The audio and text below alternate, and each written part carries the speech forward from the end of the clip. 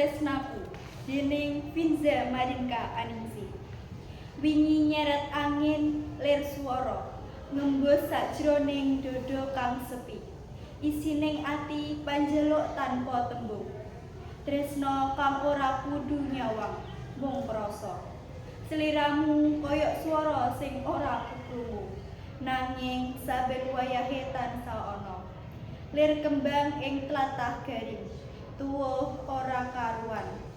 Aku ora ngundang kowe teka, lan aku ora nyuwun kowe lunga. Mung dinake rasa iki tukul tanpa larang.